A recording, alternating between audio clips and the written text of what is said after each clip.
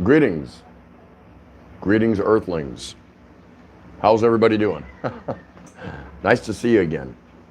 Everybody hear me okay? Yeah, give me a thumbs up if you can hear me.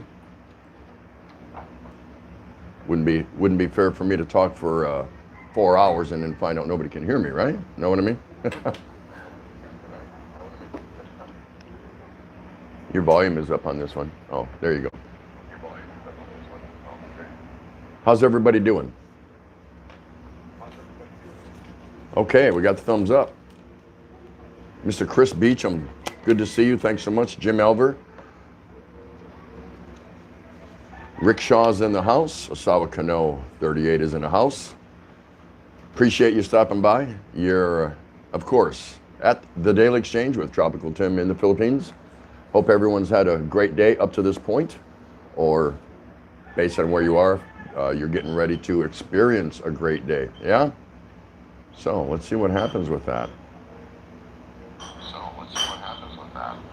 Oh, I'm listening to myself over here. That's funny. There we go. How you doing, Jim? Good to see you. Yeah, I still have the garlic peanuts too. Homemade. That's how she makes them, of course, with the big chunks of fried garlic. And you know, she makes them for me. She says, honey, you want me to make you some peanuts? And then, you know, I don't even have to say nothing. I just give her a look like, yeah, because she knows I like them a lot. So she fries them up, of course, in salt and little garlic powder, whatever. And of course, she crushes and minces big chunks of garlic and fries that in there too. And man, is it good. It is good. And then she's standing over my bowl of peanuts that she made for me, picking out the garlic. I said, what's up with that? Why did you just fry yourself a side of garlic on the side, you know? But yeah, they are good. It's one of my favorites. Wherever I am, moving around town, doing different things, I'll always pick up, you know, from a street vendor, something like that, a bag of those, because I just love munch. Pretty cool, but yeah, she makes them at home and just awesome, just awesome. Couldn't ask for better. Hey, hope everyone's having a good day. And let's see, there's Rickshaw. What do we got going here? Right, Rickshaw, AK-38 sounds like a deadly weapon. Yep, she certainly is. Osawa Kano 38, deadly weapon. AK-38, very good. Just keeping it real. Yeah, nice, nice. Rickshaw, won't go there, just let our host set the tone. Nice. Jim Elver's greeting us. Nice to see you. Where do you go here? Oh, there we go. Bill Pruitt, how you doing, my friend? Good to see you too. Thanks for coming in. How am I holding up? Doing quite nicely, thank you. Very well. Just another day in paradise here for the lockdown. What can you say, right? Nothing you can say. It is what it is. And like I said yesterday, as we head to our bed and, you know, rest our head on a pillow and close our eyes, we kind of, I think most of us, whether we intend to or not, flash the day's events through our head and maybe give a thought and ponder about what tomorrow's going to bring. And I said yesterday, what we go to bed with as far as knowledge about everything and what we wake up with, knowledge as far as the situation's going, I think it's going to change every day. And so far, I'm right. I'm a prophet, yeah, because some things have definitely changed here. Not saying for the better, for the worse. You can take it that way. And, you know, I had a discussion with a friend of mine, I won't say who it is, and my friend believes this is all a hoax and things like that. And I'm suspicious too, to a certain degree, you know. I'm just not sure about it because government seemed to be slow in moving about putting out information. And we all know if you rely on the media, you know, swim at your own risk sign is right there. You know what I mean? Hey, you want to believe this? Swim at your own risk, kind of like that. So I thought he made some interesting points. And me, for one, as far as on my show, I'm going to be careful about presenting my personal opinions. I mean, really hardcore, be it they political or this current situation, you know, because I have them. I have my own personal opinions. And as much as you all would like to hear them, I'm going to take a pass and be sensitive to my audience. so as that I don't offend anybody, don't upset anybody, don't put any unnecessary stress or fear into anybody, because I'm an opinionated person and I want to talk about all these issues based on my opinion. So I kind of let the channel, the group in the channel, do the discussions and kind of set the tone. I think that's a safer, more healthier channel than for the host ramming it down your throat. You know, oh, it's like this, it's like that. I don't want to do that. I don't want to do that, so I'm not going to go there. I just wanted to clear that up. Hello, Gaia. Welcome. How are you? It's so nice to see you. Chris Beecham, Tim, I found a store that's fully stocked, the bottle shop. What's in the bottles? Oh, my goodness. So, excuse me. Some of the things we saw in the news today, I thought were worth making some sort of discussion points. They interviewed this doctor in the UK, and he's like a research scientist, this, that, something like that. And he used these guys that sit there and crunch numbers. You know, he used a model of Italy and how fast the cases rose up there because they didn't get a handle on it or something like that initially. And he says, based on that model, which is a model that can be used for any country, and all these statistics and that he believes that the U.S. could experience a little over 2.2 million casualties. I don't think I heard the word death, but as far as infected or something like that, because he was saying that the numbers aren't reported because not everyone's been tested. There could be some truth to that, but I mean, that would be that would be a big number. And I think he was talking about deaths. I really do. I didn't want to say it, but I think he was saying if a calamity really, crap hit the fan, that it could come out to something like that, based on the Italy model and how fast it spread. And then he was asked if the U.S. responded too late or if they were, on time and doing okay, and what that would say for other countries.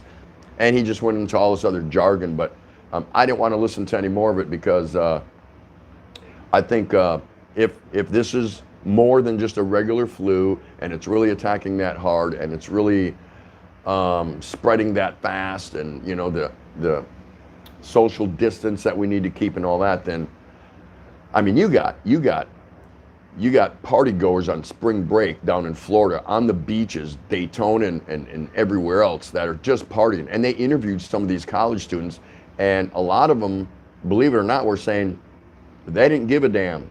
They didn't give a rat's ass about the virus. That one guy even said, if I get it, I get it, but I'm not going to put that in front of my partying right here, right now. So that was interesting because, of course, the young, and as we know, this supposedly is supposed to hit everybody who's older with underlying health conditions or whatever. But any flu will do that. Any flu will hit those that have already that are already experiencing certain difficulties with regards to health issues. Any bug could bring somebody down. So is this one any particularly different? I don't know. I'm not 100% sure yet. It's just a different strain that they don't have a cure for or vaccine for, whatever. That's kind of how I look at it, but by no means am I an expert. So just some interesting things. Boo, boo, boo, boo, boo, boo, boo, boo. Gerald Liam, welcome to the show. Thanks for joining the Daily Exchange with Tropical Tim in the Philippines.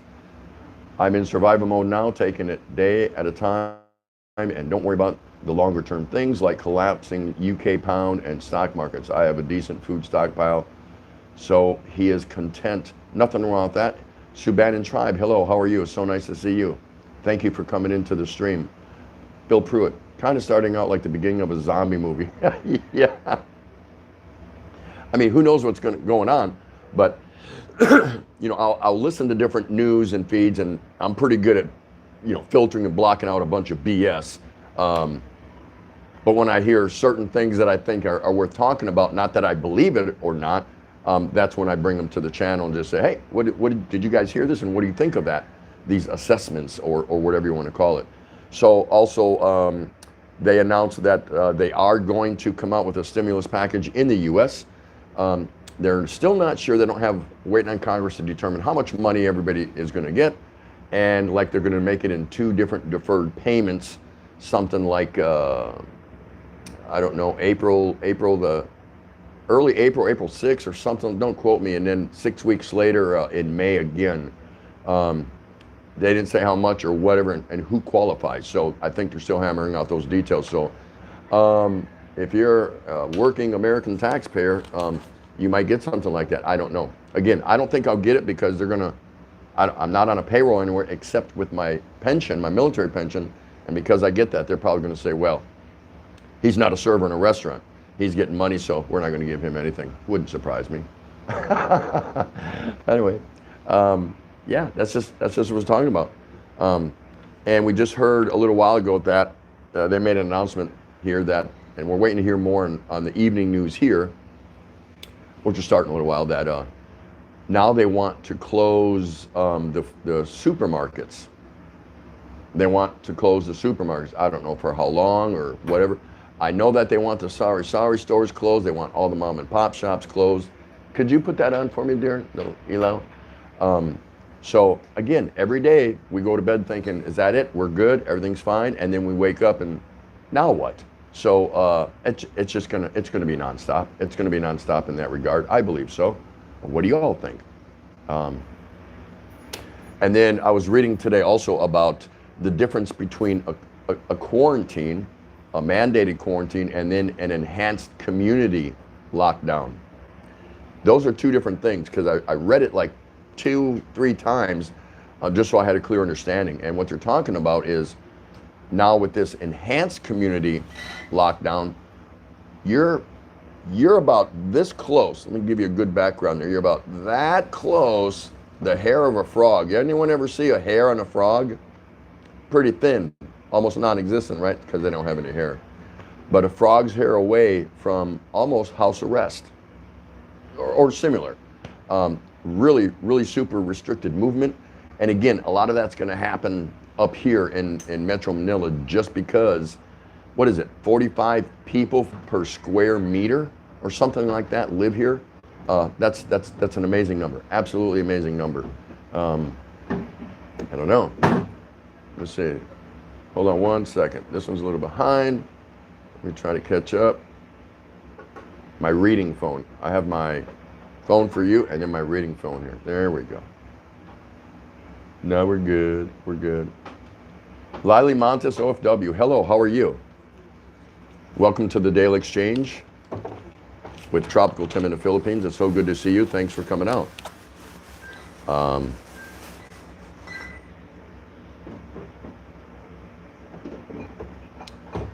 Lily Montes.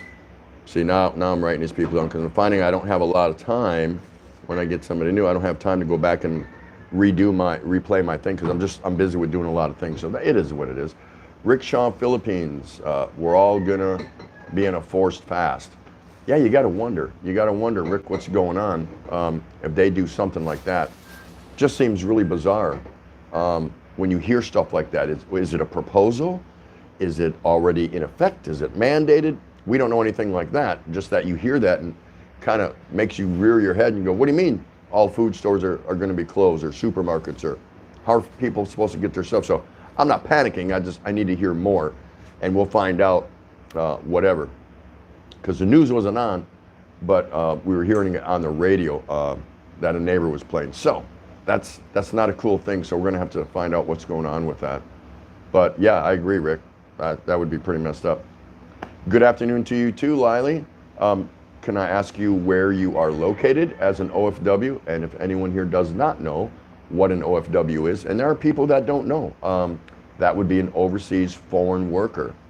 And Filipinos make up the largest community, globally speaking, of OFWs. Because they're really good workers and they're compassionate and they can be relied on, they can be trusted. And a lot of them are pretty. So I'm just saying, but we're doing good here, Lily. Can you let us know where you are as an OFW? What country are you currently working in? Inquiring minds want to know. Bill Pruitt. my mom had a friend that was a true psychic. She predicted this a few years before her death. She said it will not last long, but will reappear in 10 years before disappearing forever. Wow. Really? That's amazing. That's amazing. Bill, you should like do a video or a vlog on that. I think that'd be pretty cool. Did she give any specifics?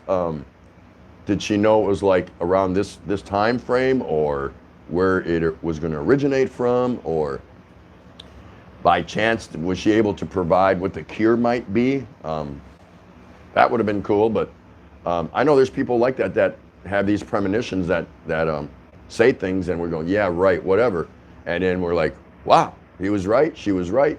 I don't know how many Nostradamuses that we have walking around the world, but I think there's a external natural force or something that allows some of us to be able to see things that most people can't, or they wouldn't believe. So, that being said, I'm not sure. Jim Elver, how ironic and appropriate is the old Chinese curse, may you live in interesting times. Yes, that's right. That's right. Oh my gosh. May you live in interesting times. That is an old Chinese proverb, and we are definitely living in interesting times. I would have never thought, though. I would have never thought. But like I said on last night's show, if somebody were to ask me my opinion on what would cripple the planet or could destroy the planet or bring the human race to its knees, however, whatever you want to call it, my vote would have been for the unseen enemy, the microscopic enemy, if you will. Not a meteor crashing into the planet. Yeah, that's possible. 7,000 earthquakes, volcanoes erupting at the same time. Yep, that's possible. Earthquakes worldwide. It's possible. All these things are possible. But my money would have been over, like on a roulette table, I'd have said, put all my chips on the invisible microscopic bug. That's just me. And I hope in this particular case I'm wrong. I think I am. I hope I am. If this is true, because I don't even know if it's true. I'm not sold on it yet. There's another person in this stream that I agree with on his take on it, and I'm kind of the same way. I got to wait and see. I don't know. I don't know. Because again, the flu, the regular flu, heck, a common cold, if you've got underlying health issues, a common cold can bring you down. We know this. We've seen it happen.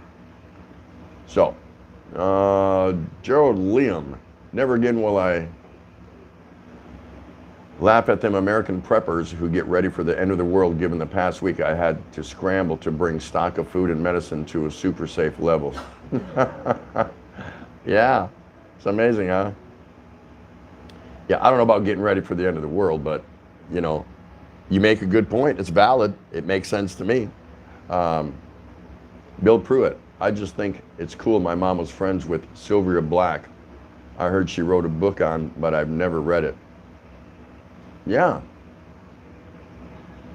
That's pretty interesting. Is that true? Rich Ohaha was a prepper, but ammo. Lily OFW, I've got it busy, sir, so I'll let listening only to you. Okay, no problem. No problem. You can sit there in the background and whenever you feel like it, please jump in. Oh, Lily, if you can still hear me, Miss Lily, I don't know if you heard me ask you, but could you share with the audience where you are currently at right now? Which country you're at? We'd like to know that. I would, wouldn't you guys? I think that'd be cool.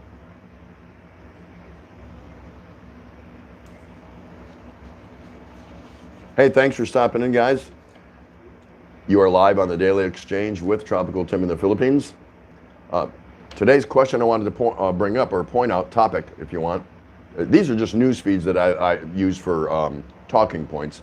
So I was wondering who here, if we are actually going to be in a lockdown of any kind, and almost house arrest, and I'm just using those words loosely, you know, that extreme of a lockdown, working from home, whatever. What kind of plans do you have? How do you survive that when you're limited as far as going in and out? If they really put the clamps on us, what kind of things can you do around the house? A, if you have kids.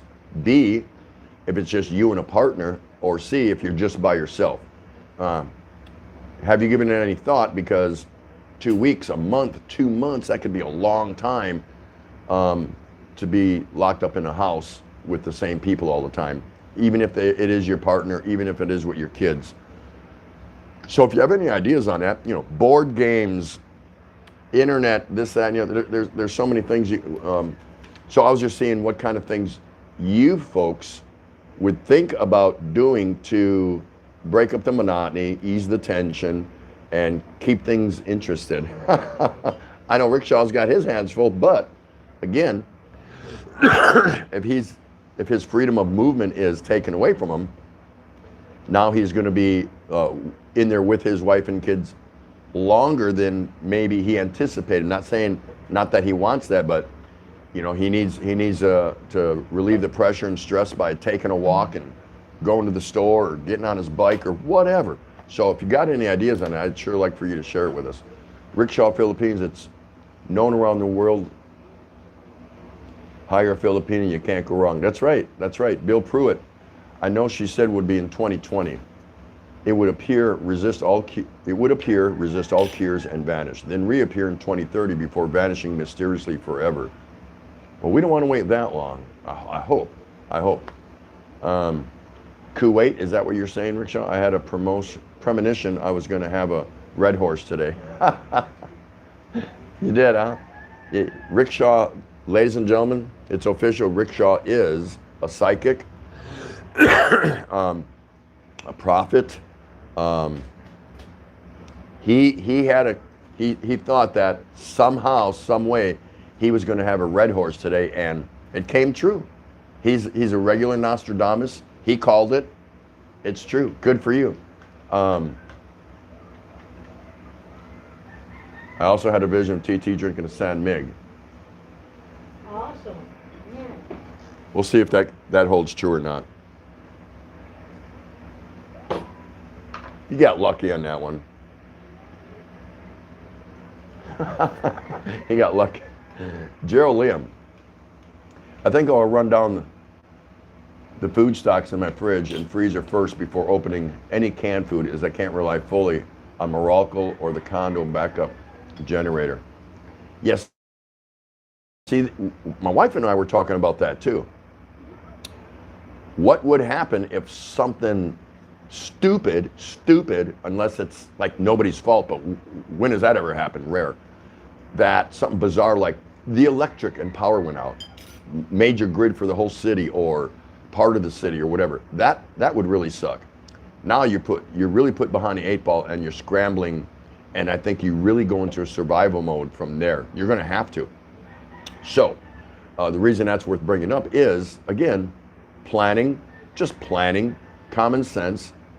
Chance favors the prepared. So just like Gerald was saying, you know, eat up all the perishables first, I guess, just in case something does happen and we can't get to the store, or the stores are closed, or they don't have enough stock. At least you do have the canned goods to supplement later on down the road. That makes perfect sense to me. It really does. Jill Elber, Lily Montana OFW, hello and hats off to OFWs.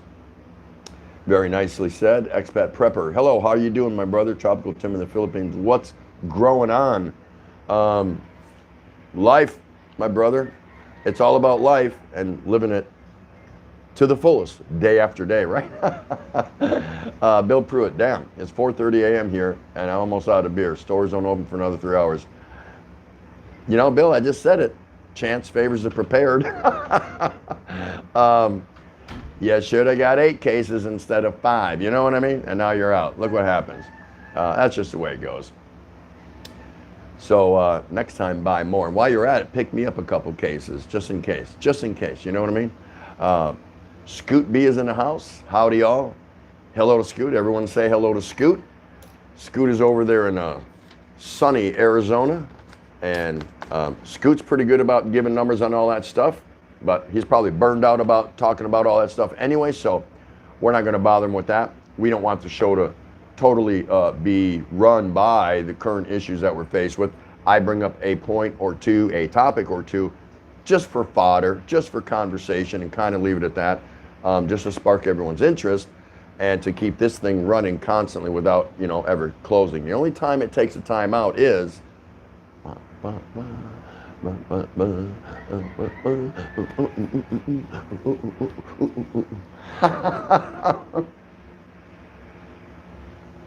wouldn't you dance for a swig of San Miguel? I do. Nice to see you, Scoot. Thanks for coming in, my brother from another mother. You don't want the numbers? Nope, don't want the numbers. Because I know you'll drop them on us like a dime. Unless you have something, Scoot, you can talk to anybody in here, you know that. I am, and I'll read, but I'm not going to open up Pandora's box and conversate about the only conversation seemingly lately here, but you're free to put on there whatever you want, brother. You know that. You know that. I would never stifle you or muffle you. I'll block you. But you actually like getting blocked. That's what I heard. Juan Murillo, hello. How are you doing there? Nice to see you. Thanks for coming in. You are at the Daily Exchange live with Tropical Tim in the Philippines. And Juan is saying, got here March 7th from USA to fix roof at a house I own in Olongapo. Was only hoping to stay for 30 days. Guess that's going to get extended. Yep, sure is. Unless you know somebody at Manila International or up at Old Clark Air Force Base, otherwise known now as New Clark City. Yeah, or you own a decent enough size raft, to combat heavy seas. Yeah, you're staying. I don't see how you get out, brother, because, well, you know as well, I don't have to explain it to you. If you're there, you know. So, you are living in Manila, or where are you from in the USA, and what are you doing in Olongapo? And are you planning to retire here, or are you over here helping somebody out? Can you share some of that with us? And by the way, everybody reach out and say hello to Mr. Juan Murillo. And thanks for coming in. Expat Prepper, I've been prepping for 7 years. Nice, Bill Pruitt. I can't hide that much from Rose. Haha, maybe I can get a new fridge for the garage for tax season. What are you gonna have to put in it though? I mean, unless you're out hunting, taking down caribou or, I don't know, there ain't too many wild things running around. There is wild boar in the jungle, but yeah, unless you can get yourself buy yourself a pig and have it cut up or something, which is something I would definitely do.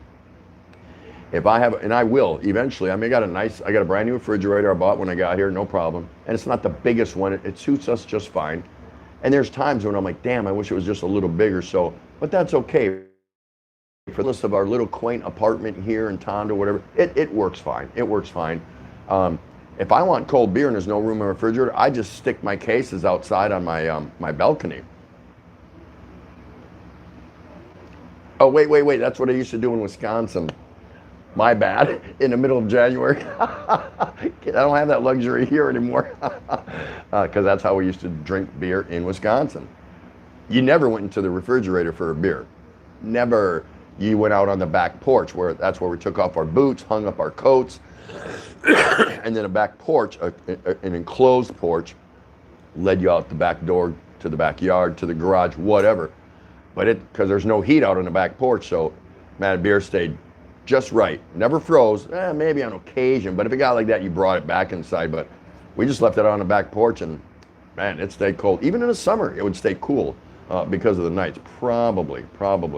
But if I could, I would opt and get me probably a bigger refrigerator, probably, and I would definitely get and they have freezers here. They've got chest freezers, they got upright freezers. I would get one because I'm a person that likes to backstock. Even as fresh as everything is here, Filipinos either by choice or by no choice, and most of it's by no choice, most of it. They shop every day. In some cases, they shop for 2 meals a day or make 2 trips to the market for 2 meals as they come into money. However, whatever. I'm not all for that. I don't mind going to the market. I enjoy it. I enjoy walking around. I don't like going to the big supermarkets, but I do because my wife drags me along, whatever. But I want to get, a half a pig, have it cut up the way I want it, boom, into the stand-up freezer or chest freezer. Get a quarter of a caribou, have it cut up, boom, into the freezer. Things like that. Now, things I probably wouldn't backstock and freeze would be fish, shrimp, seafood in general. What for? There's so much of it here. There's so much of it. So that's worth sending the wife or somebody, if you want that, to get it fresh. There's no reason to freeze that. There's no reason. Let me see here. So nice to see you, Sue Bannon Tribe. Hey, has everyone said hello to Miss Sue Bannon Tribe? And if you don't know her, please go check her out. And I mean, go check her out. Go visit that, write that down, Sue Bannon Tribe team, and go watch a little bit of her, just a few minutes. She won't care if you don't hook up and be friends with her, but go and she'll support you. I'm telling you that right now. Jim Alver, Juan Murillo, New York. Yeah, planning to retire. Hey, good for you, man. Good for you. There's some great people in here that already live here, so feel free to navigate around and say hello and meet some of these fine people in here, and you might do well with that, but thank you for coming. Jim Elver, Qantas announced today no international flights from 9 p.m. Friday. Man, it just, it just keeps getting different. Different decisions are going to be made for us every day. Like I said, we lay down, put our head on a pillow, the day's thoughts race through our head, most of the time. I mean, I think that's normal for every human being. And we think about tomorrow, what's on our plate, and we wake up with a plan, with a routine, something in mind, and things just change just because of the current situation that we're all experiencing right now. Thanks to our governments, like them or not, it's enough to make you angry, just piss you off kind of thing, It is what it is. So knowing that, because I can get really irate and I can get in some serious discussion about what I think about my government, about this government here, which I would not do that. That's instant death wish. But we all have opinions. You just got to know when you can talk about them and when you can't. So I can hold some serious discussion and serious debates, and I can be strong-willed in my debates. Doesn't mean I'm right, but I can be opinionated. Let's leave it at that. But right now, I'm not going to do it because A, there's nothing I can do. If I were to be opinionated and wanted to vent, this is the only forum I can do that. And why would I do that here? I created this channel so y'all could come in and get some stress release and meet some friends, because this is the channel where friends meet friends. So that aside, I opted to use my channel as a forum to talk to people and remind them about whatever's going on. Don't let the stress that is being tossed at us, unwanted stress, new stress, bother you. That's why. So I want to do it that way. I prefer that way because I like to get in some good hot debates and discussions, especially with a couple of my buddies around. You know what I mean? But I don't want to do that. So, but you all can debate and talk whatever you want, as long as we're kind and respectful and all that good stuff. That's what this is for. We all want to come in as friends and we want to leave as friends. So you can have an opinion, that's fine. I'll hide a few cases from Bill Pruitt under some wild boar. That's always free to hunt here, no license needed. That's right. And wild boar here is good. I had it back when I was stationed here, 84 through 87 at Subic Bay, just where Juan is in Olongapo. And I lived in base housing. And the Negritos, if anyone here doesn't know what a Negrito is, it's kind of like the Aborigines of Australia, the original tribal people here. And there's many different factions, but they had free run of the base, believe it or not. They didn't have to have IDs, nothing. The women, children, the men, they came and they were dressed in not much, but kind of tattered clothing and stuff like that. They'd have their stick, walking stick or whatever, and they go right through the main gate. And the Marines practically saluted. I mean, they had free run of the base, but they didn't bother anybody. If anything, they would probably alert security if they saw something way out in the back perimeters of the base jungle, if something wasn't quite right. But anyway, Their hunting grounds were up there. Their fishing grounds were up there. Whatever. Make a long story short, we gave a family clothes of my boy Sean that he had outgrew, and we gave him a couple apples, and my wife gave him some Hershey's chocolate bars and whatever, couple I forget what else, just whatever. She just extended her hand. We did, kind of, you know, she mostly did it, but I said, yeah, give that to him. That's fine. And they came and approached us, and my wife can't understand what they speak, but somehow the communication got translated enough that they invited me to set up my own wild boar snare well off into the jungle, way behind Navy Housing, because Navy Housing, you know, the base was here, and Navy Housing was like up the hill. We called it, where you heading? I said, up the hill. That means you were going home. I'm going up the hill. Okay, whatever. But their hunting and fishing grounds were further deeper back off into beyond Navy Housing borderlines, and they offered to set up my own, you know, me to set up a snare for a boar, and I'm like, what? You want me to walk with you guys? Well, okay, whatever. So I said, all right, this should be entertaining. Let's go do this. So we do. We go out there, and they set up the snare, and they cover it up, and it's rigged to a bent over tree right next to a kind of what I guess was like a boar path or a boar trail. And I was like, that's cool. Let's go back to my house and drink some beers, because that was it. That was cool, whatever.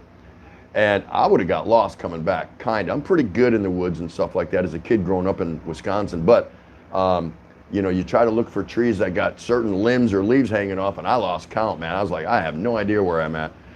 So, anyway, several days went by or something like that. I don't know. I was coming home from a tough day at the office, you know, down the hill, and I'm coming back up the hill, and the Negrito family is around again. And I was like, oh boy, what do they want? Come to find out, my snare caught a boar. Unbelievable, yeah. And I'm like, really? Like, where is it? And it was already around back into our mud kitchen, and it was being hammered on by my brother-in-law, Mike Kuya. He's older than my wife and me, so he's her brother, Mike Kuya, and one or two of the other Negrito guys, and they were just butchering that thing. Man, we put that thing on a spit. Best pork I ever had in my life. I'm not kidding. The best pork I ever ate in my life. Amazing. Absolutely amazing. But my snare got, now did my snare really get it? We're never gonna know. They may have just caught one, you know, and then decided to make, you know, wanted to give something back to me because we were nice to them. So that could have been it, but, you know, I couldn't ask them. I didn't speak their language and make them insist. Are you sure that was my, let's go look at that snare. But we had a party. We were playing horseshoes because I hooked up a makeshift horseshoe pit under the palm trees, something to do. And man, we drank a lot of beer. But that pork was so good. It was so good. So I thought it'd be interesting to share that with you. Only because Bill Pruitt brought this subject up. Rickshaw says, I bought a 100-game set from National Bookstore. Wow. Clay's in the house. Hello, Clay. Clay, how are you doing? Mr. Tim, did you get the article that I sent you? Not yet. What media did you, what venue did you send that on? I was actually looking for something from you this morning. I said, hey, that Clay guy said he was going to send me something. I did not get nothing yet. Did you Facebook that or? No, let's see. Clay says they say don't take Advil, it makes the virus worse.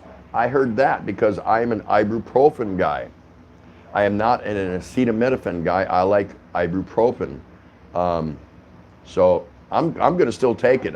If I got a headache from a hangover or, just a little ache and pain or something like that. And I've got mine from the VA Clinic Manila here. They gave me 200 and I get them refilled every time I'm out. And I just take them.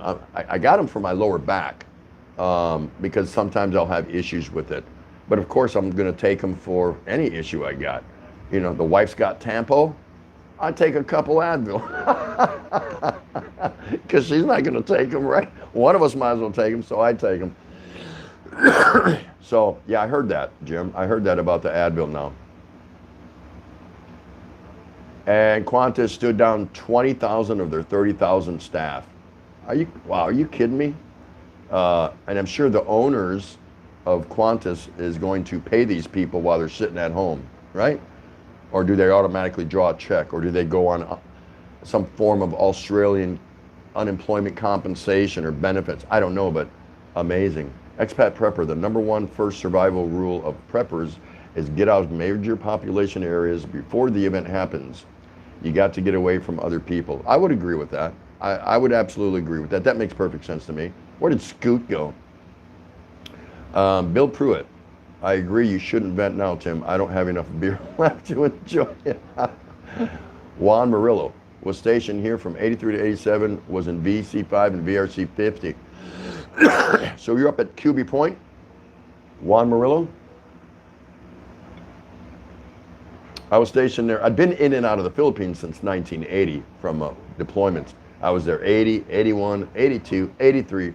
Then I was stationed there at the Fleet Mail Center, FMC, 84 through 87. Then I came back one more time in 89, and that was the last time I was here in the Philippines until I arrived last year to be here permanently. So, hey, my anniversary is coming up. I think I should get another case for that, right? April 4th? That's a reason to celebrate. I don't know. I think so. I mean, I'll already have I always have 2 cases, but I'm saying an extra one.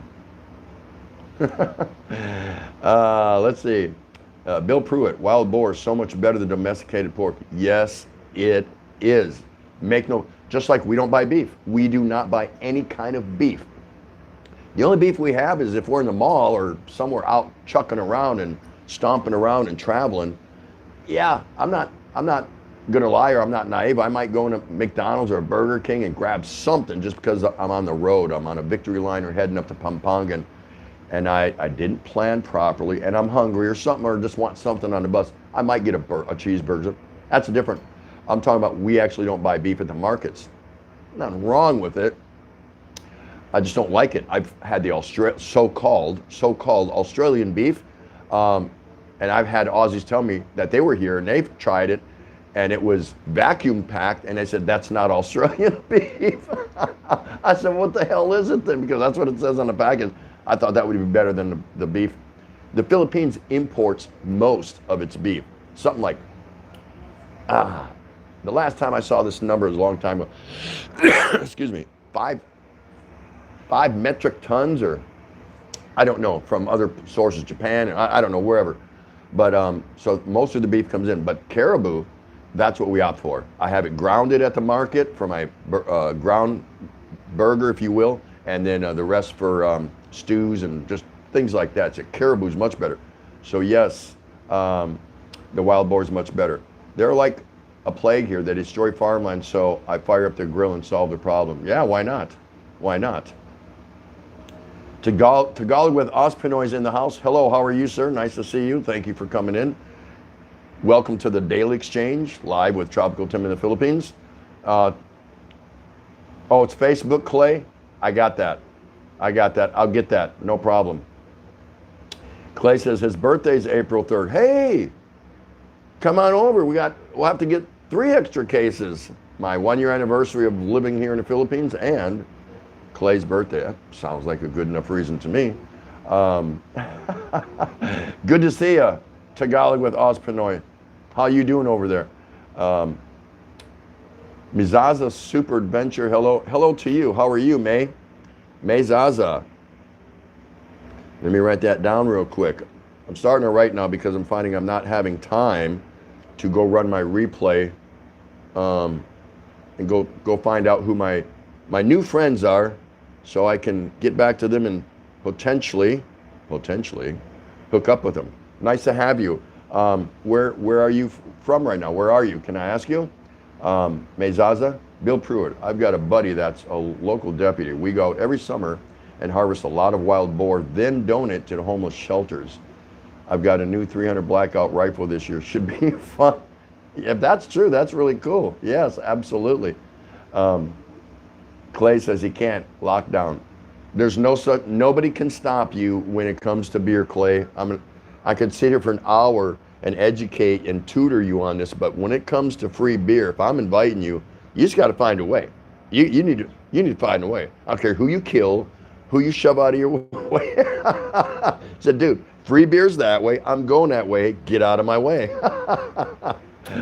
That's the beer rule, right? So still waiting to hear from Mezaza. We're so happy you're here. Please let us know where you are from, because inquiring minds want to know. We're just interested in, because I get people in here from all over the world, so that's kind of cool. That's kind of cool. Clay says, 5-0 going to bust me. Yeah, that's right. Invite them along. Bribe them. Just bribe them and say, come on along.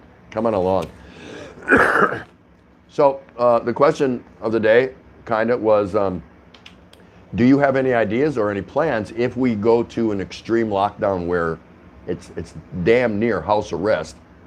Do you have ideas or thoughts on how to break up the monotony with your family, your partner, your kids, or even if you're by yourself? What kind of ideas would you come up with? What do you think would work if you think you're spending a lot of time in a house, the same individuals? That, believe it or not, even with your loved ones, that can get a little trying at times. It can. Some, a lot, big time, it can get hectic, and for some, not as much, but still, what kind of ideas would you have? So if you had kids, and you had to work from home, or they can't go to school, or whatever, what kind of ideas would you promote to help break up and keep things fresh day in and day out for as long as this goes? And also along with your spouse. If you were just you and your partner, what kind of things? I mean, you can go romantic every night. Can you do it for 6 months? You're a better man than me if you can. And then if you're by yourself. But if you're by yourself, I imagine you don't have too much of a problem entertaining yourself anyway. But when your freedom of movement is restricted, then, you know, we run up against the brick wall, so to speak, and it's difficult for us to, you know, kind of deal with that. There again, the stresses that are being put on us involuntarily. Hey, Mike Ross is in the house. So good to see you. Laughing out loud. Can you find care about me here? Think you mean Carabao? Yeah. That's what I meant. That's how I spell it. B-A-O. What did I say? Caribou? It's Carabao, not caribou. I don't know. You know, just caribou. Carabao, yeah. Carabao. What? Calabao? No, it's not. Yeah, Calabao. Gerald Liam, if you are blessed to have a balcony, then as real help as you can step out for some fresh air in a manner of speaking. Yeah, yep. And I look down there. And remember I told you, those of you who've frequented, been regulars here at the Daily Exchange with Tropical Tim in the Philippines, that just day one or day two into it, people were already approaching my wife for loans. Not just a handout of money, but loans. 1,000 pesos, 5, 10,000.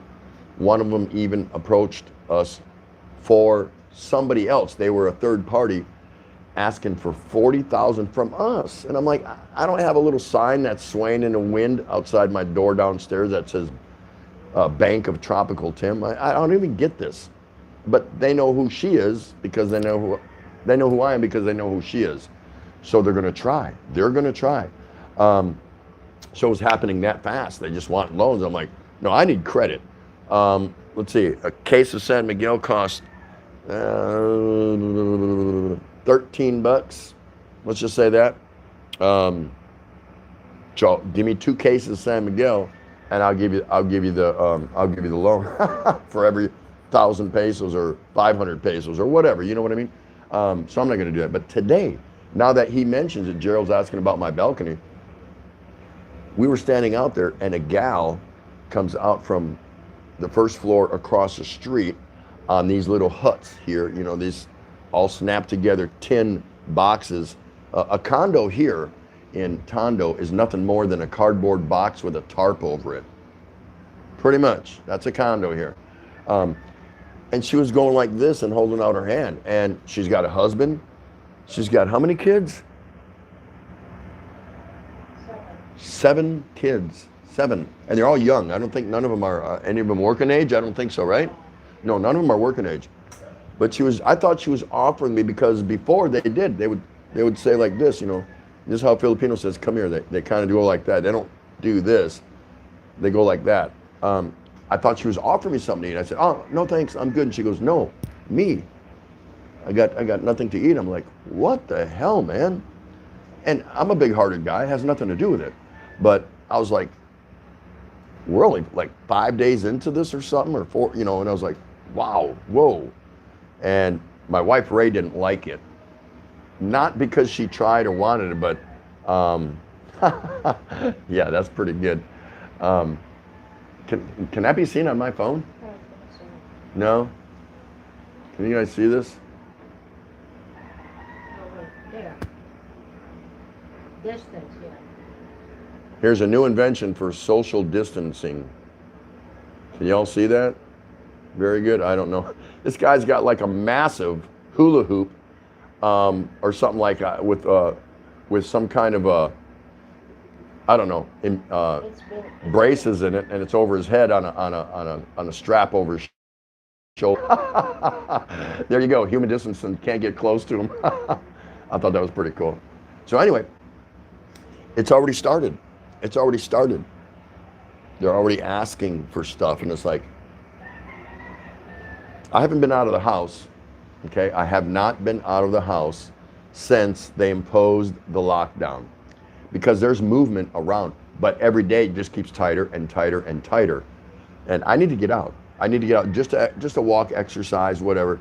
My apartment's not that big. So I've got a flight of stairs I can run up and down 20 times a day, maybe, I'll do something, and I'll get out, but I've just been keeping it on the low for now. And now when I see that, they're already, oh boy, here we go. Here we go.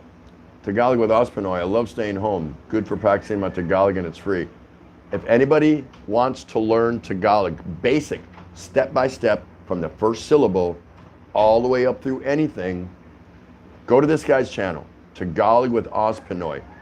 He actually has a marker board, and he looks at you and he teaches you how to say hello, goodbye, where you going, what's your name, I'm hungry, whatever. It's worth checking out. So if you plan on coming over here, or you'd like to brush up on your Tagalog because you're married to a Filipina and you want to kind of shock her and get back at her and find out if she's talking smack about you behind your back right in front of you, go check this guy out. He's got a really cool channel, really good guy. Up to you, up to you. Hey, you are at the Daily Exchange with Tropical Tim in the Philippines. Today we heard on the news that the UK special scientific biologist or whatever, who by the way himself is in quarantine. He's got a fever and he's got all the symptoms. He's in quarantine, but they interviewed him through a glass window. So that's why I wasn't sure if I was trusting it or not. Like, which ward is he in exactly? But anyway, he was saying, based on a matrix that these people, those in the know, can create, they created a matrix based on the Italian model, and because they have so many supposedly down and so many died. What was it today? They were hit with, what, 450? Did anyone hear that? 450 died today in Italy. I'm pretty sure, don't quote me, but I heard that. And I was on one or both of my phones, and I looked up when I heard that. I said, what was that? And I was trying to hear it again, but I didn't. But they say that they estimate the US could lose 2.2 million people if it gets out of hand as fast as it did with Italy before you get your arms around it. So I don't know. I'm just saying. And we're waiting to hear in the news here that we've got rumors going around that they're ordering that the food stores here be closed. We don't know what's up with that, so we're very interested in that. And then the enhanced community lockdown. Before it was just a quarantine, but now they've choked it even more, at least here, and now it's called an enhanced community lockdown. And pretty much we're getting close to house arrest, if that happens, something like that. I don't think it's really house arrest. You can go, but man, they're gonna have a microscope up your backside asking you where you're coming from, where you're going to. Hurry up, get your stuff, and get back home, something like that. So it's things we have to deal with, Who else is here? Bill Pruitt. I only have one rule: no wives allowed in the garage, because that's a man zone. Yeah, make it a man cave, right? Make it a man cave. I would. Um, Tagalog with Ospinoy, because she knows where you live. She'd keep coming back. Yeah, exactly. Mike Ross, if you give money, consider it a gift. You ain't getting it back unless, like I said, you get collateral. And most times, they've already decided they're willing to part with that collateral. Yeah, they're not going to bring the money back. My wife gets a monthly retainer, an allowance. And no questions asked, she can spend that any way she wants. She's earned it. She's put up with my butt for 38 years. And in giving her that retainer, that allowance, it's not my place to ask her how she's spending it. I've been inquisitive a time or two, but not much. I'm like, why'd you buy that for them? Why didn't you just go and do this instead? That would have been better. I'm trying to be smarter than her type deal. But then I go, whatever, if that's what you want to do. Or if I think someone's been taking advantage of her or trying to. But she's smart. She knows. She goes, no, I'm playing them along. I'm watching whatever. But here's the deal. I don't care what she does with her allowance, because that doesn't factor into the bills, food, beer. That's a different account. Nothing. But when it's gone, it's gone. If she's spent out by the 20th or 21st of the month, tough. Too bad. So sad. That doesn't mean I still don't take her out and treat her out to eat or whatever, buy her something at the market that I'm still buying her things here and there. But if she actually spends her physical cash, too bad. Nope. You wait till the first. And she's pretty good about it. But she has loaned out small loans to people, and she's not been stiffed yet. But that being said, they never pay on the day they say they're going to pay. Never. If they do, it's partial. So if she loans out 5,000 pesos, $100, they'll show up on the 13th like they promised, and they'll give you two and say, well, wait and see if I can borrow money from this person so I can pay you back. It's a madhouse. I mean, that's what they do. It's so funny. Mike Ross, 475 deaths today in Italy. Yeah. Sit back and swallow that number. 475 deaths today in Italy. And if that doesn't make you sit up and take stock, again, it doesn't make me jump onto my chair and go, okay, I believe, yes, there is a virus and it's going to kill all of us or most of us. Okay, it's not there. Because to me, again, so far, everything that I've heard, the way it travels and how fast it moves, it's the flu on steroids. So that I got to believe these guys are going to come up with something to knock that thing down into the dirt. But that is a staggering number, absolutely staggering. Mike Ross says in the next few weeks, I think triple-digit deaths daily in other countries will be the norm. Yeah. If now I'm gonna for a minute sit up and I'm gonna give the Philippine government some credit, because I think soon as they heard the numbers coming out of China and Hong Kong and Macau and Korea, whatever, I think they jumped fast, and I think they just started choking it real fast. Is it in time? Right now, the number of cases reported in the Philippines is 220, something like that, Philippine-wide, I believe. So that's not too bad, but I think, and the Philippines should be so easy to protect, because they're islands, nobody in, nobody out. How simple is that? Nobody can walk into the Philippines. They're all islands. No air traffic, no boat traffic, unless it's controlled, it's food or medical or what, supplies or whatever, and then you're even checking them people. Trucks rolling off the ships with food going to the food, you need to check them, stuff like that. Yeah, I mean, it's islands, so it should be relatively easy to contain.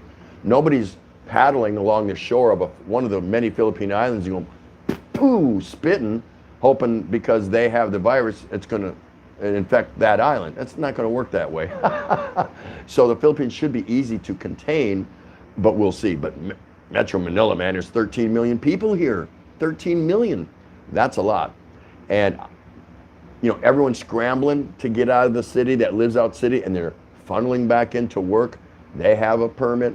They have their employer's address. Yep, their ID. They work there, but still, the social distance isn't working here. It's not working.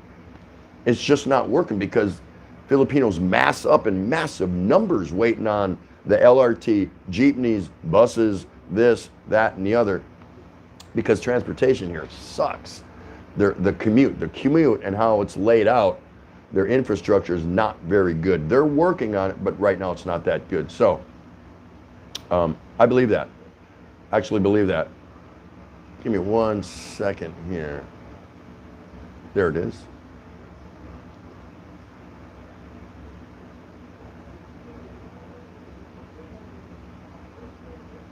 Bill Pruitt, it got out of hand in Italy. People there live so close together in many areas, and they're very social society. But it's pretty opposite in the U.S. The motto is flawed. Yeah, it could be. It could be. That's why I just said, I don't know. Something happened, I think, immediately in Italy and Iran, that like a whole plane full of people that had it got off the plane and went their way to their homes and businesses or whatever. That's how I think. I don't know the exact what happened, but that's my brush to the canvas. I'm saying, well, how did they just boom explode like that when other countries are just kind of, they were almost like a Wuhan or whatever it is. It just exploded with people that had it. I'm like, well, how's that possible? Unless a whole bunch of people had it that came in there at the same time, roughly, and just went everywhere. I don't know. I'm not a medical clinic technician or whatever you call it.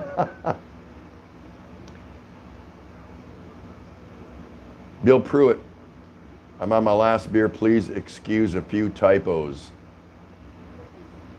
Yeah, beer. We give you a free pass on beers. Clay says, Mr. Tim, how much is the average allowance they give your wife? I was going back to the PI in March to plan my wedding and find a place to rent, but the lockdown shut me out.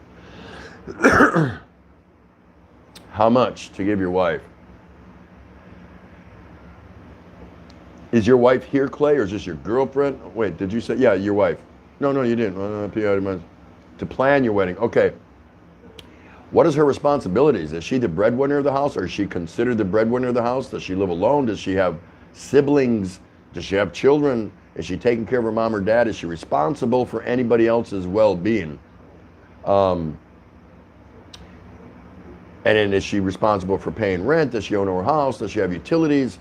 If she's responsible for supporting others, then I would really bring it down. I would bring how much I give her down, because it can just get out of hand. Because then when she has an actual need for something for herself, she's going to reach out and ask you. Who else is she going to reach out and ask?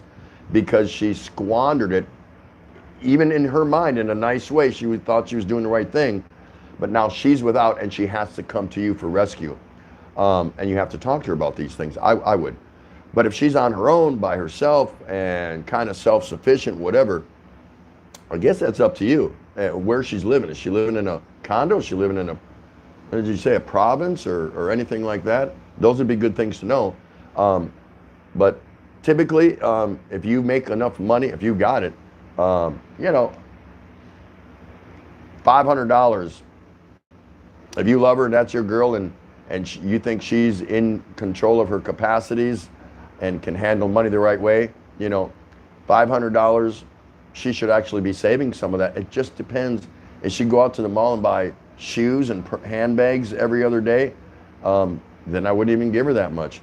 But if she's a stay-at-home, kind of waiting on you and fixing the house or just doing whatever, yeah, $400 or $500 I think is perfect. Anything else would be a higher amount, would be something that you two need to discuss. For what reason? Why do you need $1,000 this month? It should be something that you need to know about, right? You're the breadwinner. So Mike Ross, 217 cases as of today in the Philippines. So I was close. I said 220. Scary part is there are 17 deaths already. We have one of the worst case to death ratios, but I think we will contain it here well. We can't afford not to. I agree with that the number percentage-wise per capita doesn't look good if you put those numbers down. Excuse me, gentlemen and ladies. But again, we are islands. Nobody in, nobody out. This can't be rocket science, and I think the Duterte government figured that out. Hey, this is simple. We're a group of islands surrounded by water. Nobody in, nobody out. This shouldn't be too difficult, really, overall. The only problem is going to be the Metro Manila area where I'm at, because of the social spacing. There just isn't any. How do you enforce that? How can you enforce when they're coming in from their version of an expressway or freeway, and they're funneling in to the toll gates, and then coming out of that, and then the traffic condenses even more and more and more as they get inner city. You can't even get a credit card between some of these motorcycles, you know, they're just jammed in there. What about people riding on the jeepneys and on the buses? There's a lot to be said about that. So hopefully they do. Hopefully they can contain it. But I don't think they're playing around here. I think they're really intending to lock everybody down in their house as much and for as long as possible until they get a grip on it. Because if something catastrophic happened here, this is probably one of the worst countries in the planet for a catastrophic event like this to happen. They don't have the medical facilities or the beds or the healthcare workers to accommodate that. They do not. They do not. You know, so. Jim Elver, if they live close in Italy, what are they in the Philippines? Yeah, exactly. Gerald Liam, I can't fault Duterte when you see other mega cities like London, New York, and Paris starting to lock down, even if it's a big hit to their economies. Protecting life is over money is sensible. Yeah, of course. And I just don't think to play around. Look who's in here. TV show, MK Show TV. Hello, darling. How are you? Everyone say hello to MK. She is here in Hong Kong. Beer bong, you better believe I have. I was on a committee that invented the beer bong. Yeah. None of you believe that, do you? I wouldn't believe me either. Welcome, MK. So good to see you. You know where you're at, right? You're on the daily exchange with Tropical Tim in the Philippines. And thanks to all of you for coming in and staying and hanging around. Great conversation going on here. Bill Pruitt likes what Gerald Liam had to say. Bill Pruitt, Mike Ross, I always preferred to let someone else use the bong. I'll just drink the beer. Yeah, there's varying types of bongs, aren't there? Pretty sure. I mean, hey, I was a rock star Woodstock baby of, you know, the 60s. So I saw everything unfold in front of my eyes, Vietnam and just all of that. I was born in 60, so, you know, when it's 67, 68, 69, you know, I'm 6, 7, 8, 9, 10 years old, 1970. So was I interested in global world affairs and events and things like that? No, but I couldn't hide from them because they were on the NBC Nightly News with Chet Hunley every night and Walter Cronkite on CBS. And what was the lead story back then? Numbers. How many casualties in Vietnam on both sides? How many missing, at least on our side, and how many wounded or something? That was the lead story every night. So if I was over there playing with myself, you know, whatever, in a corner with my Tonka trucks or G.I. Joe or whatever I was doing, you heard it. It just, in one ear, out the other, in one ear, out the other. I remember one time my mom actually sat on the couch, and she used to always give us TV dinners, man. Swanson's TV dinners, oh my God, not always, but we'd eat them, and me and my sister would be sitting there at the table, or on the coffee table. She'd let us sometimes, if we were behaved, sit on the coffee table and eat it while she watched the news, and she'd have her legs folded up under her, and she was eating hers. And one time I saw her, she was weeping. She was actually crying because like one night, like these gargantuan numbers came across the screen about missing in action and dead or killed in action or something like that. And she actually kind of wept a little bit. I remember that. I really do. I never saw her do it again, but she did that time. Let's see. Tom Patrick, and the white vans load them full or they don't move. That's right. Yeah, look at the jeepney drivers. Now they want social distance. So when normally you can get 1, 2, 3, 4, 5. Let's say reasonably Filipino size people, you can get 14. 7 on one bench, 7 on the other. Nobody hanging out the back, woo, going down the road. Just 7 and 7, and 2 in the front. So that's 16. So now if you cut that in half for social distancing, you're talking about 8. Do you think that guy wants to make his entire route? Because they go on a route. They're only allowed to go on that route, whatever color jeepney they are, or what their sign says, and then turn around and come all the way back, and that's all they do. One big circle. There might be some turns and going down the side, wherever the route takes them. And they want to put the fuel in their jeepney and spend the hours in that heat, smelling all of that diesel fuel for half the fares. Not happy people. Not happy people. But, you know. Mike Ross to Bill Pruitt. No, beer bong lets you shotgun a beer in like 2 seconds. You can do it with a can of beer, actually. You can do it with a can of beer. You know how to do it with a can of beer? You turn that's got a pop top. You turn the beer upside down and you take a can opener and just pop one hole in it, put your finger on it, put your thumb on it. Then turn it upside down, put the can right there, put the hole over your mouth at the bottom of the can, and then pop that pop top, and beer runs right down you, man. Hopefully not like down you, but right down you. That's what we call shotgunning a beer in the old days. Let's see. Mike Ross, TT, you claiming to have invented the beer bong. I mean, I was around like when it was being talked about. Clay says, if I didn't have 2 jobs in Hawaii, I'd support her. Wow.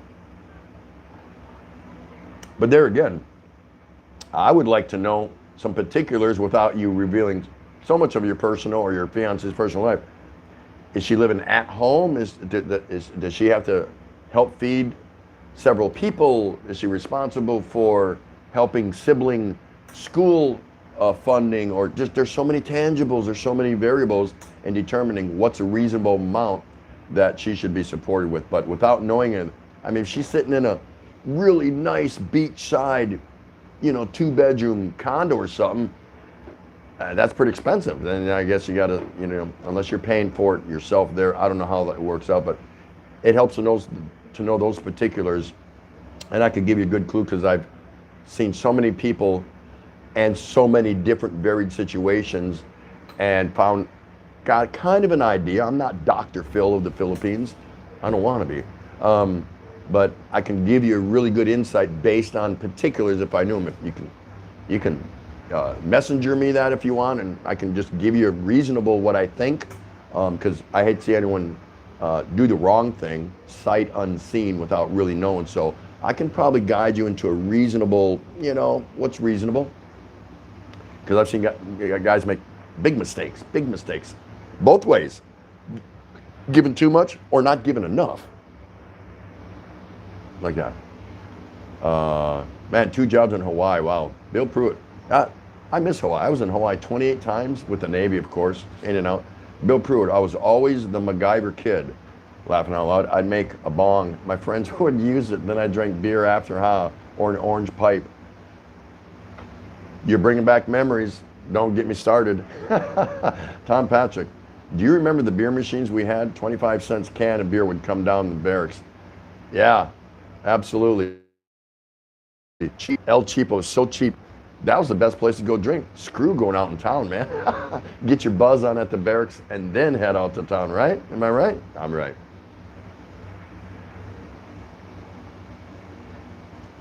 Clay says, no, just her. Sometimes if her parents need help, I will give her what I can afford. Okay. I mean, if you can afford that, I would say $400 to $500. There's no reason at all. No reason. Zero reason why she should need any more. No reason.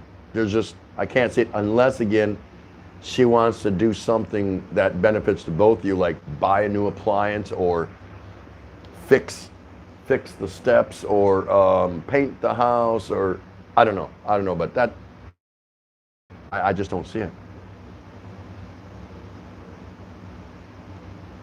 Rickshaw, Tim, careful with ibuprofen, wrecks your heart.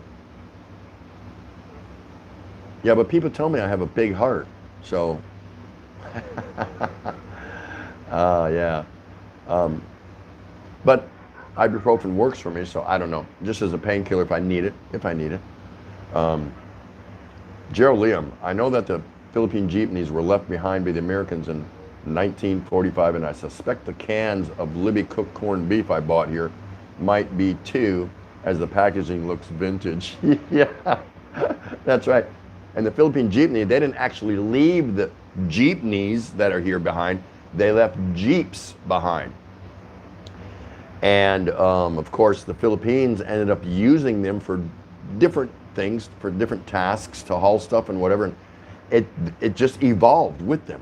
The old Army Jeep, it evolved with them. And then of course, you know, a Jeep doesn't have a roof on it. Well, eventually theirs did. Why? Because it's hot and it's sunny. And once they decided, hey, if we expand these things and modify them and do this, we can carry people and charge them and make a living and yada, yada, yada. We probably should put a roof on it, right? Because it's pretty freaking hot. No one's going to want to get in like an open bay truck and ride around the countryside. So that's how the story of the jeepney is fabulous. It really is. But the jeepney is also going away. Did anyone here know that? Yes, it is going away for what do you call this? The electric powered shuttle vans, the new jeepney, if you will. And there's for and against that here, big time. It's a big issue right now, of course, because those old diesel ones are going to put a lot of people out of work.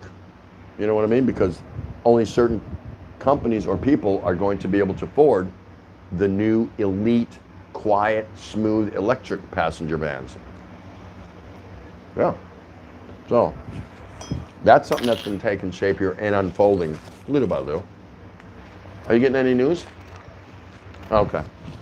Just relaxing.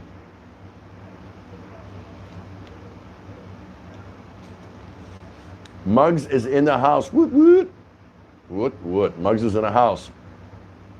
Thank you so much, Muggs, for coming out to the Daily Exchange with Tropical Tim in the Philippines. We are live.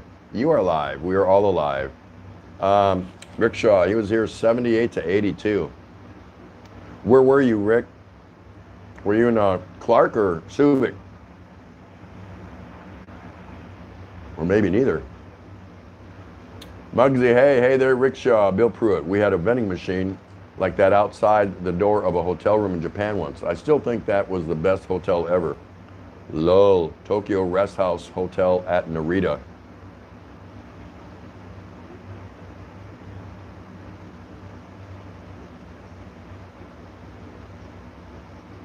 Okay, Radio Me, just listening. Get back to the corner. Tom Patrick, Tuk Tuk. Are you referring that's what the new things are called here? I don't know. I didn't hear that. I heard that, but I don't know if that's what they're officially going to call them. I'm not sure. I'm not really sure. What finally noticed me? Muggs, you know, when I get to running this thing and I get on a road, it just takes me a while. I sensed you, though. I felt you. But I was just waiting for a grand moment to introduce you, you know, kind of with some flair, some lights and confetti and glitter and, you know, don't you feel better? Now get back to your corner like a good little girl. She's so funny. Oh my gosh. Make sure you guys are going checking out Muggs. It's organic. You want to have a hoot of a good time. And you know what? Generally speaking, if this is applicable to you and you are not yet so indulged, there are usually some very lovely ladies in that room. That's all I'm saying. That's all I'm saying. And if you're nice, you might be able to say hi to a couple of them. Oh my God. Bill Pruitt, Tuk Tuk means to get in if you have to Tuk Tuk. Yeah, that's right. Well, I didn't know if you were implying that that's what they were going to name the new electric models here, the Ghost Whisperers, as I call them. Different things, that's right. Clay is saying, I told her I will pay for what she needs, rent, electric, and water, but I will not pay for what she wants. Yeah. Now, are you paying that directly from where you're at, or in what you're sending her, she's going to pay for that stuff? You know what I mean? and then she get a little bit left over for herself or something like that. Does she work? I mean, she should be working while you're working 2 jobs. She could be busy, active, doing some, or volunteer at a school or clinic, or, well, maybe not clinics nowadays, but she should be active. If she's not, I think that would be a good thing to do. If you can sit over there and work 2 jobs and support her, hey, what's she doing wearing her Miller shirt? A Filipina's wearing a Miller shirt on a Philippine soap opera show. Amazing. My wife's watching it.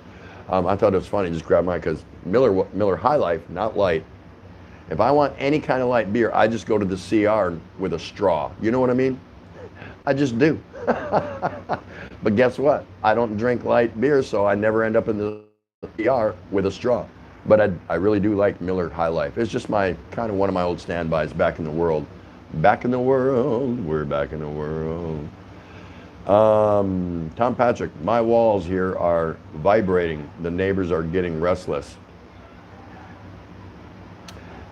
Have you ever had that where you're in a hotel or an apartment or anything and somebody placed their headboard up against the wall where your bed's at on the opposite side in the next room?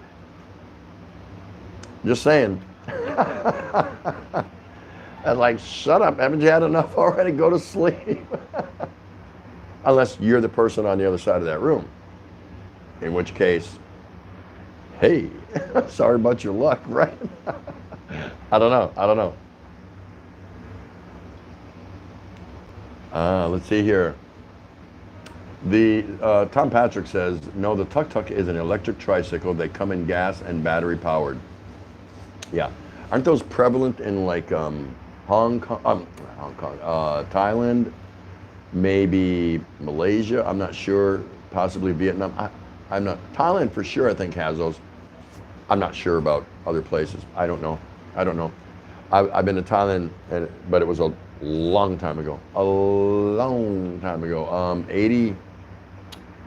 89, or January 89, I think. I was in Bangkok and then down to Pattaya Beach, courtesy of Uncle Sam's Canoe Club, the U.S. Navy. And I don't put down the U.S. Navy, I just make fun of that. Let's see. Clay, her job is closed due to the coronavirus. Well, looks like you better kick it up an extra $50 a month there, Clay. Send her 350 or 400 instead of 3. I don't know. Yeah, I guess I didn't think about it. I didn't think that. Not due to her, yeah. Yeah, I get it. But I did the same thing. When I married my wife, I left her behind here. She had her dependent ID card, military ID card, a mailbox on the base. She could go on base and use any facilities, but she stayed in here in Manila, and she just went down once a month to get her allotment check and any mail and things that I sent her, stuff like that. Sometimes I'd even surprise her with cash, and I'd stick, an extra 60, $80, and this is back in the early 80s, and I'd send it registered mail to the base so she could get it. You send it out here through the local Philippine postal, well, good luck with that. I did send her letters and cards, and I think she actually got most of them, as far as I know. Postcards from Hong Kong, because my ship was on a deployment travel around, knowing we were coming back to Subic again, and I'd always save my leave and take leave and go spend time with her. Until such time, then I got stationed here, and the rest is history after that. So that's the way it goes. Clay says, yep, I will send her $500 US through Western Union. Okay. Is that the cheapest way to go? I mean, it costs money, but yeah, it's too bad you couldn't have set her up a bank account here, a predominantly global type bank, and just do a direct deposit or something where she can take it out. That's available, but whatever works for you, that's cool. I mean, that's absolutely cool, but yeah, I think that's plenty. For a single lady here being on her own, again, unless she, her tastes in life are like way high, and of course I wouldn't be with no female that did that, because then why do you want to be with me? I can't enjoy the pleasure of buying you something that you never had. Your demands are so high, you're used to living the high life. You don't need me. because there's no way I could satisfy you. And that's kind of what I think about most women in the West. I didn't say all, most. Because they're raised to come to expect and demand, and then turning this into a Western female bashing hour. And that's not the reason I married my wife. But the choice was easy for me because I knew somewhere in the back of my mind, do I want to marry the girl next door back home, and that's just a hypothetical, the gal next door, the guy next door, or do I want to do something exotic and out of the norm and whatever? And that's the route I chose. I went exotic and out of the norm. Guess what the odds were for my wife and I to last this long? May 5th, we'll have been married 38 years. September, we'll have been together 40 years. And we met, she was 16, I was 20. We married, she was 18, I was 22. If you could have been back then in Vegas and saw our names on the betting board and you could have laid a wager, how much would you have laid down back then for or against that we would have made it this far? A young couple, intercultural, worlds apart. You see where I'm going with this? I would have bet against me and her. I would have. It was in the stars. God had a plan, I guess. I don't know, and I'm thankful for it. I'm really happy about it. Pinoy Hoy, so good to see you. Thank you for coming back in to the Daily Exchange with Tropical Tim in the Philippines. It is so nice to see you. Muggs, it's going hoot, hoot, woot, woot. Can you get the beer in my freezer or you want me to? Can you give me a break for 5 minutes? Muggs is here, and there's not that many people. Plenty. 14-ish. Can you give me a 5 minute so I can get my stuff out? There's only 14 in here. Yeah, never mind. I'll handle it. I'm watching Muggs. Yeah, okay. So some of everybody today, the panel, which is everybody here, if this is prolonged and we actually go into a house lockdown or something close to it, and the kids can't go to school, and the parents have to work from home, what ideas do you have or suggestions that may benefit somebody here on how to relieve the stress or tension or anxiety of being around even your loved ones 24 hours a day, practically? What are some thoughts or ideas? A, if you have kids, what kind of games or things or activities do you think you could come up with for them? B, if it's just you and a partner. C, and this is a long shot, if you're just by yourself, because typically people that are by themselves, they already know how to entertain themselves. You know what I mean? But even if you're stuck in your house that long, you might run out of ideas. So if anyone's got anything to share on that, we'd love to hear from you here at the Daily Exchange with Tropical Tim in the Philippines. Bill Pruitt, before we were married, I never gave Rose a dime unless it was a birthday present.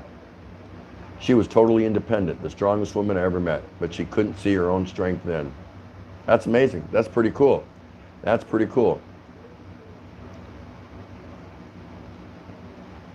Yeah, it's nice to have that, and not everybody has that. And my wife wasn't independent. No way. No way. She comes, she grew up in Quezon City, but her heritage is in Tondo, so no, she wasn't going to be able to stand on her own 2 feet. Would she have survived? Yeah, of course. But she wasn't going to go out and set the world on fire. Maybe, but you have to assume that she probably would not have. Just being from Tondo with the education level she had up to that time, which was just the normal education. Listen, they even go to college here.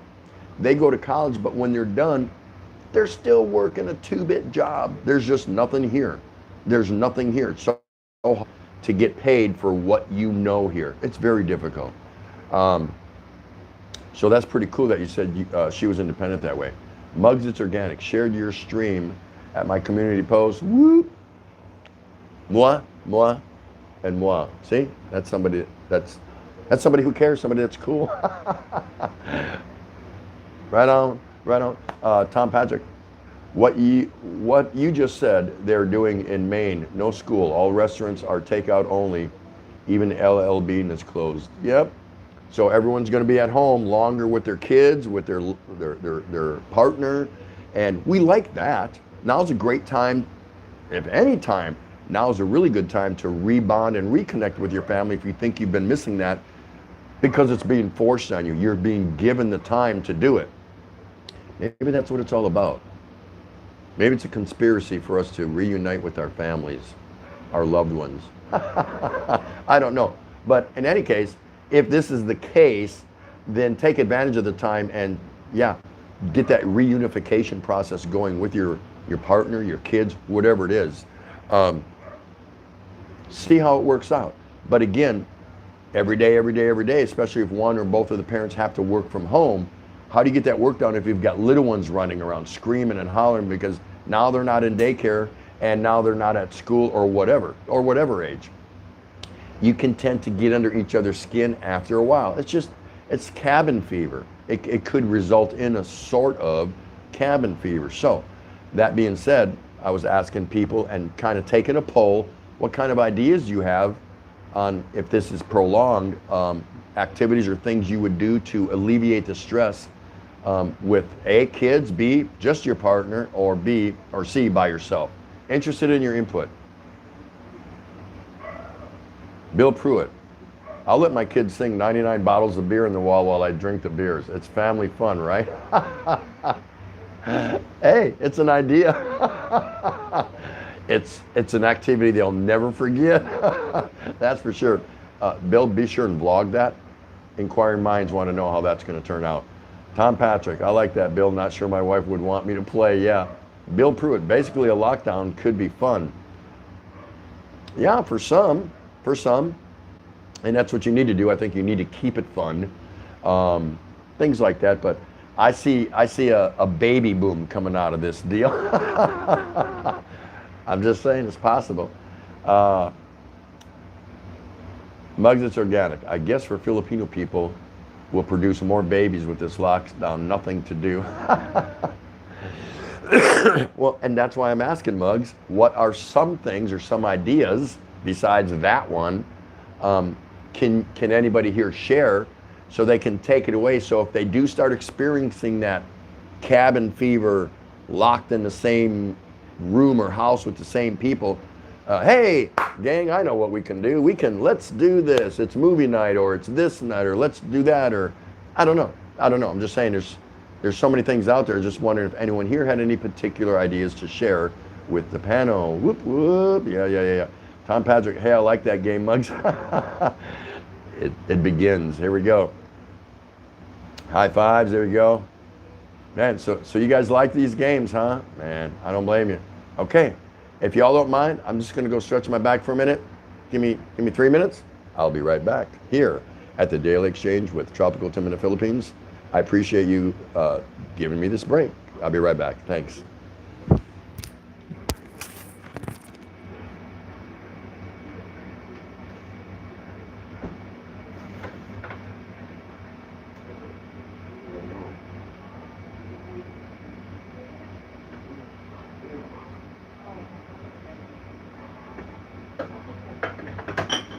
Okay.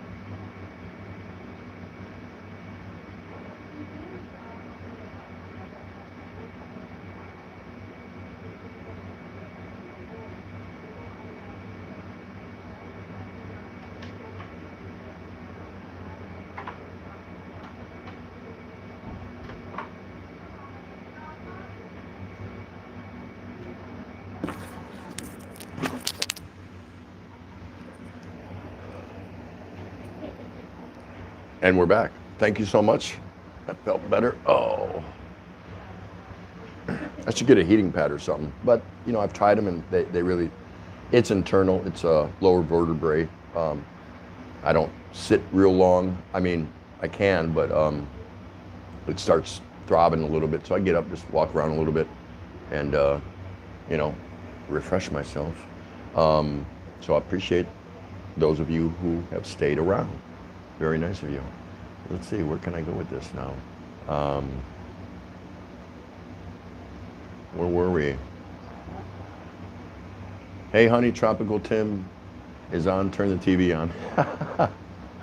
Yeah. Tom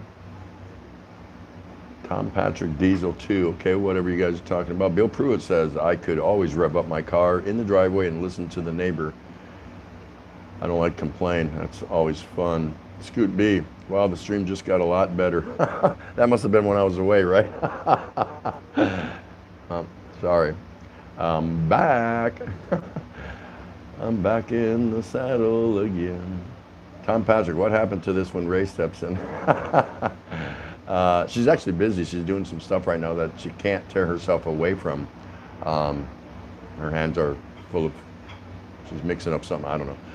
Scoot B, that is why I was watching the stream for when Ray comes on. Oh, you've just been sitting in the corner over there with mugs, huh?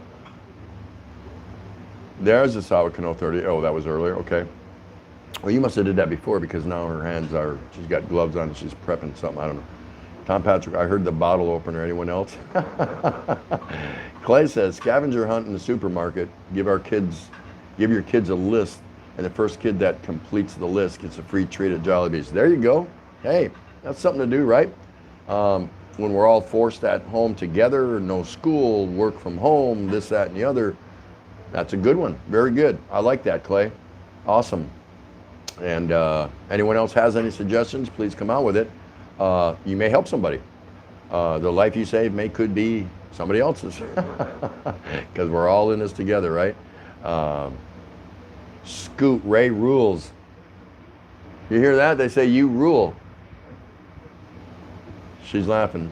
She gave me that look like, get ready to move over, pal. She's going to take over the stream. I'm like, no problem, no problem.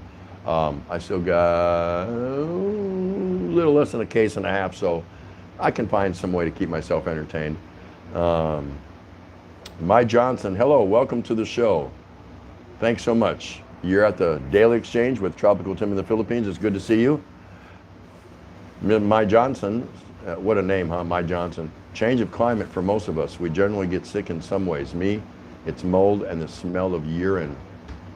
Yeah, I think I'm with you on that. I don't want nothing to do with any of those two commodities. Want to stay. That's called social distance there. That stuff can just stay well away from me, right? What are you hearing over there?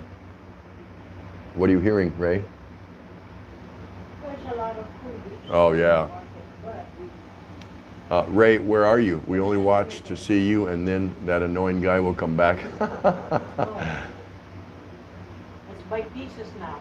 Yeah, so on the news right now here, the local news, because it is the news hour time, they're saying that supermarkets are going on a ration. They're rationing what you're allowed to buy. So I don't think there'll be any hoarding going on here. And they're watching the prices. They're trying to freeze the prices so either manufacturers or vendors and grocers themselves can't jack up and rip the public off. So that's cool. That's cool. At least they're proactive a little bit here. Tom Patrick, not in Tondo. Did you see the cleanest streets today? Yeah. Did you see that little video? It was just a BS video, but hey, it was an opportunity, and I saw it, and I said, wow, this is pretty cool, because I had not seen that, where they actually came by and scrubbed all the streets by hand. These are not street sweepers. I don't think they have any of those here. I've never seen one. Yeah, they were foaming the alleyways, not the tunnels, but just the smaller side streets and the slightly next street that, you know, you go out. They're not boulevards or avenues. And they were foaming them down, and whole group of guys were coming behind, scrubbing them, and then another truck was coming behind them, and they were hosing it all down into the drains and that. So I ran a video on it. I thought it was pretty cool, just the fact that they were doing that. I thought everyone else might want to see that too. So, Bill Pruitt. Well, I got to get some rest now later on, TT. Hey, Bill, thanks so much for coming out. We enjoyed having you. You're always welcome here at the Daily Exchange with Tropical Tim in the Philippines. Bill always brings some good humor and some good insight. Good conversationalist. Thanks so much, Bill. Bill, thanks so much. Appreciate it. Well, back to sleeping. Muggs is over in the corner eating. That's good. Nothing wrong with that.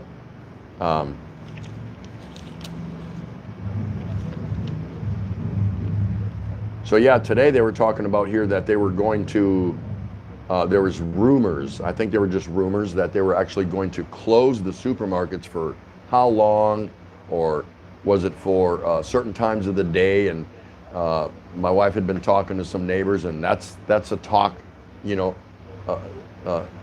the bamboo pipeline, you know, it was going around, and I said, no, I got to see that. I can't believe that they're actually going to shut and close the supermarkets. Now, that being said, they did impose where they want all the mom and pop businesses closed. They want to limit people buying their commodities from,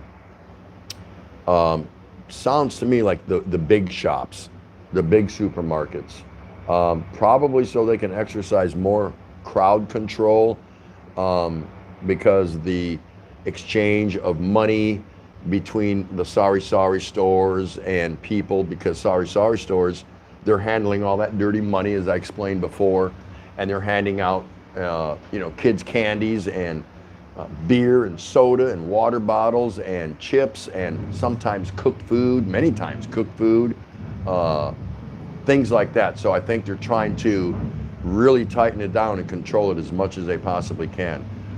Sorry if that, don't know if that's going to work, but we'll find out. Clay says, sorry, he's got to go back to work, got to support his family in the Philippines.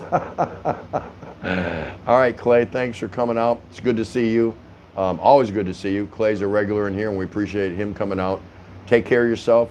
Working 2 jobs over there in Hawaii. Don't work too hard. And if you decide you can help me out, just take on a 3rd job, you know, and I'll shout your name out every time, because you won't be able to come in here if you take a 3rd job. Take care of yourself. We'll look forward to seeing you again here at the Daily Exchange. Scoot B, yes, better to crowd them all together while waiting in line, like here, and 24-hour groceries are going to 12 hours. Yeah.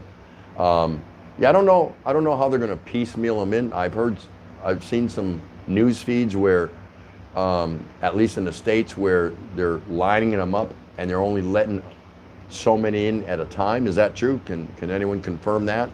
So you got these long snaky lines. I don't know about like a Walmart, but I'm just saying maybe an average supermarket chain like a Publix or I don't know, whatever, and they're only letting so many people in at a time, something like the elderly first.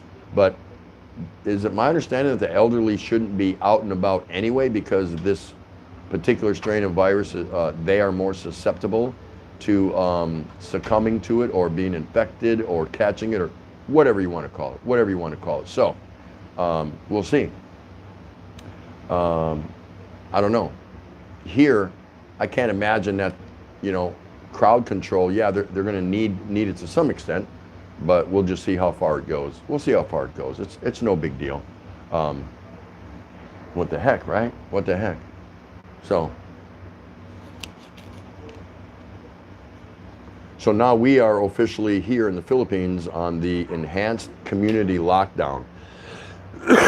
And like I said earlier, that's like a frog's hair away from pretty much house arrest.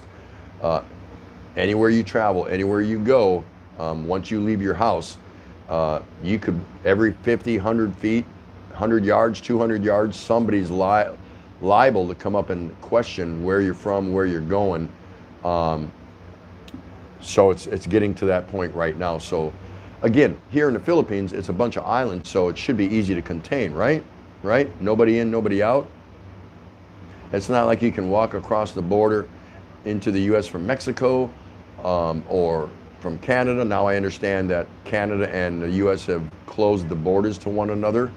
So it really is coming to that. Is it warranted or justified? I'm not powerful enough to make those determinations, but somebody obviously thinks that's reason enough. There's reason enough to make that call. We'll just have to wait and see how that all plays out. So I'm not sure. Gerald Liam, when I was in my local large supermarket at the weekend, they had signs up and limits on the amount of cleaning products you could buy. So in effect, rationing was in place then. Yeah. When this thing first started out, Ray went to the store not in a hurry for anything. She was just going on her every third or fourth day kind of run, and she just casually went there. She picked up what she needed, nothing more, and it wasn't a big deal at the time. And she found 70% alcohol, and she got her dishwashing liquid and laundry detergent, things like that. It wasn't a big deal for her. So since that time, she's gone a few more times, but more locally. She went to the little Tali Papa, which is a small neighborhood market,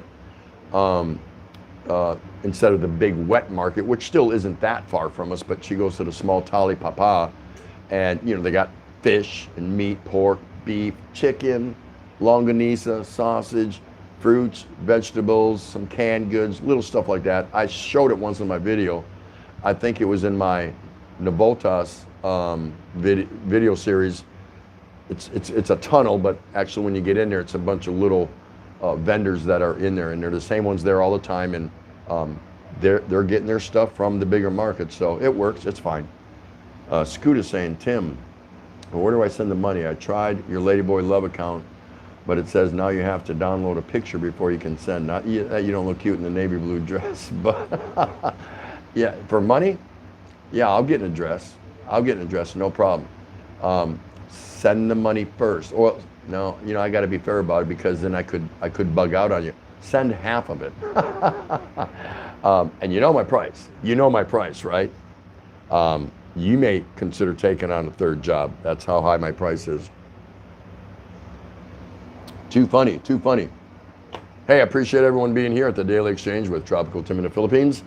So many things that we can talk about with this whole issue going on, but I don't want to make every one of my shows about that. I try to bring a little light, a little humor, a little easy, carefree feelingness about everything.